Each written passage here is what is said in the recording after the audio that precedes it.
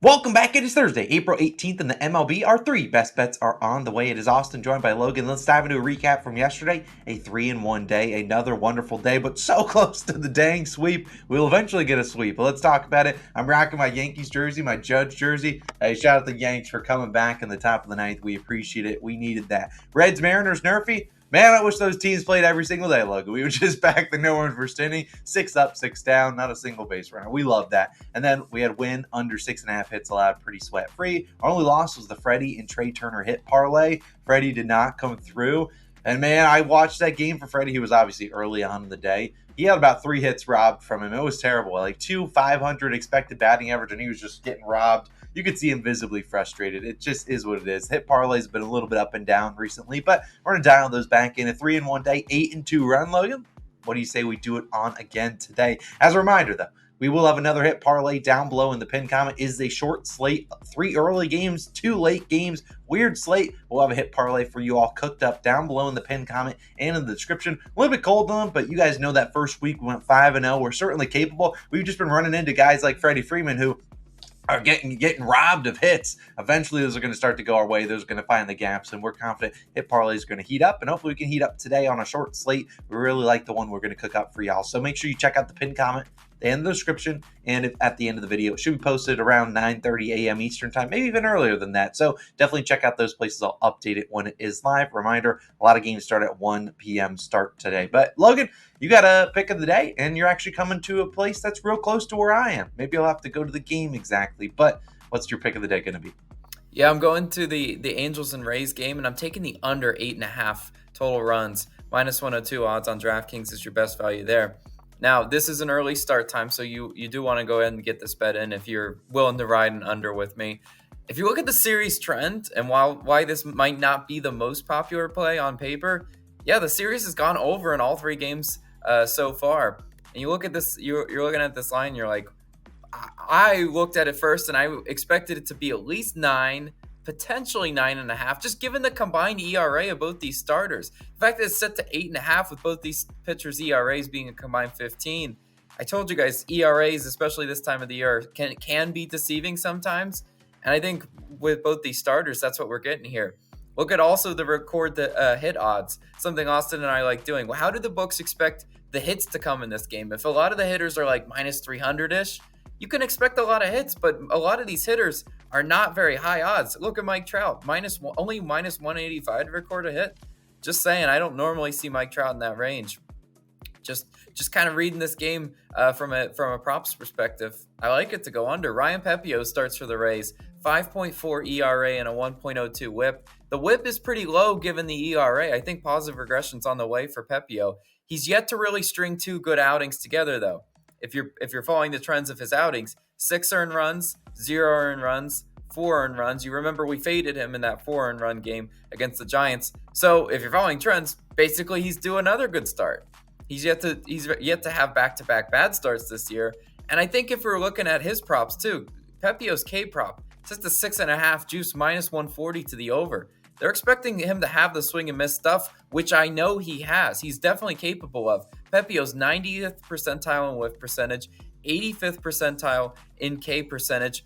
Angels 21st in strikeouts.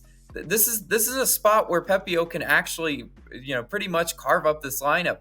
We know what he has. The question with Pepiot is always the reason why he's not my favorite pitcher is because he makes a lot of mistake pitches. Because he is so crafty, he tends to leave a few over the middle of the plate, and against good teams, they do know how to hit those for homers.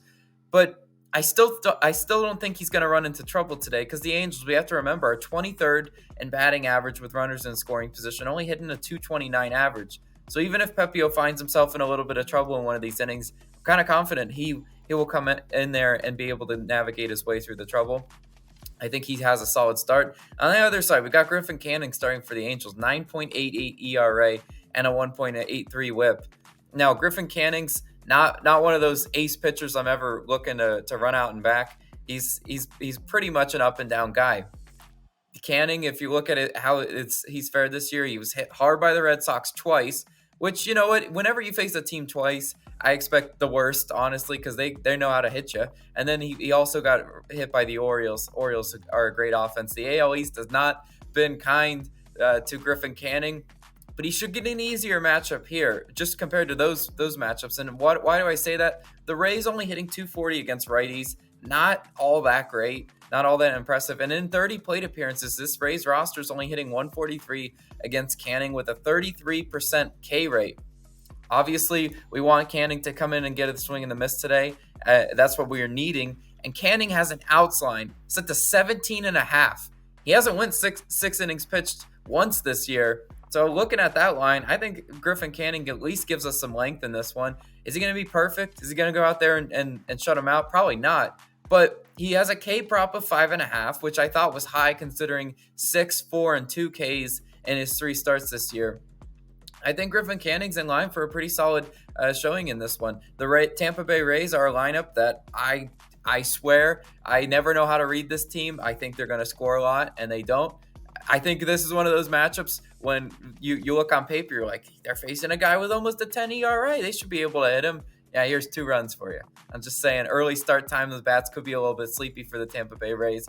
And now we go to the bullpens, the part that I least want to talk about. Rays dead last, 30th in bullpen ERA. Angels 21st in bullpen ERA. This is why the series has been going over. It's because these bullpens have not been good. There's been a lot of run opportunities late. And if the bullpens scare you, take the first 5 under and just call it a day there. The reason I'm not taking the first 5 under is because I have terrible luck historically in first 5 unders. There'll be like 2 runs through 4 and then 3 in the 5th. And then there's no more in the rest of the game. And then I'm just like, wow, okay. But if the bullpen scare you, take first 5 under. I'm willing to take a chance with the full game under in this one because I think we get at least I think we get starting pitchers that can go at least 6 innings. And then we limit the exposure to the bullpens. Obviously, there should be runs there, but I just don't think it's enough to get up and over the total of 8.5. Give me the under as my best bet in this game. But also, you got a player prop for us. Where are you going? Yeah, we're looking to stay hot on the pitcher props, and I got a K prop today. I don't really do a lot of strikeout props, and if this one fails, there might not be a lot coming your guys' way in the future. Sometimes I feel like the K prop market is pretty sharp. However, it's hard to be pretty sharp on a guy that's never pitched in the MLB before because we're going to a rookie making his debut. Jack Leiter of the Texas Rangers will be starting for them against the Detroit Tigers today. Now, there is risk taking a guy making his MLB debut. However, there's also, the chance that Jack Leiter can make us look like a genius because it's hard to price a guy in his first ever start because the books, just like us, are still kind of learning more about this guy, and they're not going to set his line at like 6.5, 7.5. If they ever do that for a rookie, like maybe they'll do that to Paul Skeens or whatever whenever he makes his debut. But look, at the end of the day, they probably know something at that point. But like I said, Leiter will make his debut. He's been in the AAA for a little bit. I believe he was a first-round pick in 2021. So he's pretty good, has the pedigree there. He's made 3 outings so far in AAA this year, throwing 9, 6, and 10 strikeouts. So we love to see that. Obviously, easier to strike out guys in AAA than when you get to the majors and the big leagues. But what I like to see is that he's obviously getting the swings and misses down there, which you kind of need because if you're not getting them there, good luck getting them in the big leagues. But also, it's a guy that threw 80-plus pitches in his last outing. I don't expect him to be on a short leash today. It's not like I expect him to come in for 3 innings. I expect him to be up to get to the 80 to 90 pitch count, and then we're just asking him to hopefully put away some guys. And the Tigers aren't necessarily an offense that I'm too scared of. We look at them, 8th highest K rate in the MLB versus right-handed pitchers. They don't have great offensive metrics versus righties either. So look at a guy in a Jack Leiter. Obviously, we're still trying to work out what are the pitches he's going to throw. But based on everything I'm seeing and reading and watching, he's pretty good with the 4-seamer, has a slider to mix up in there.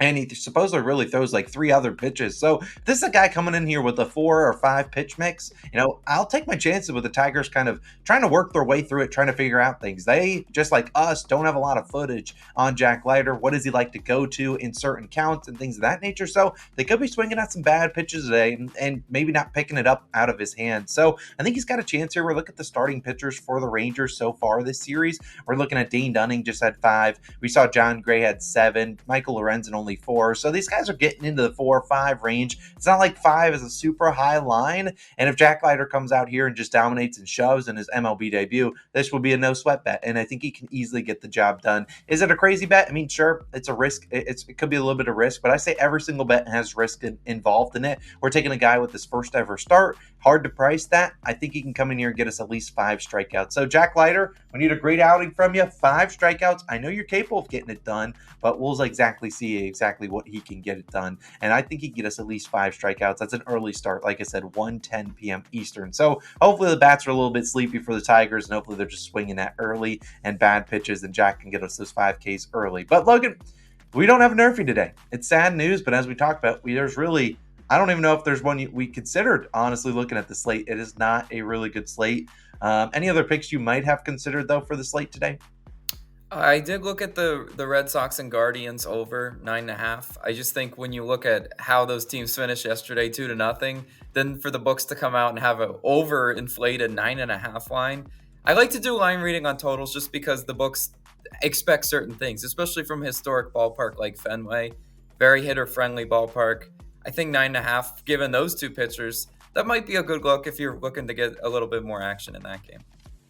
Was looking at trying to take both teams to score 3 runs, but it was way too juiced for me. But I'm sure one of our hit parlay guys will be out there because you can't set a total of 9.5. Not at least expect some hits. I want to say I saw a stat that yesterday game was the quickest baseball game ever played. I think it was below 2 hours because Tanner Houck threw a 9-inning shutout with like 3 hits. But either way, those are our favorite picks of the day. We obviously need Mr. Leiter to get us those 5Ks. We need the Rays and Angels to go under, and then we'll have our hit parlay posted shortly after the video drops. Will be in the pinned comment description, and right now will be at the end of the video. We'll put the link once it is live for you guys to click. Just go immediately to Odds Checker and check it out. It's always free. We love doing the hit parlays. Hopefully today we can bounce back after yesterday's brutal beat of Mr. Freddie Freeman. But those are favorite picks of the day. Only 3, 2 in the video, plus the added hit parlay, and we'll see you guys back on Friday, probably with a Nerfy, and we'll see you guys then. Peace.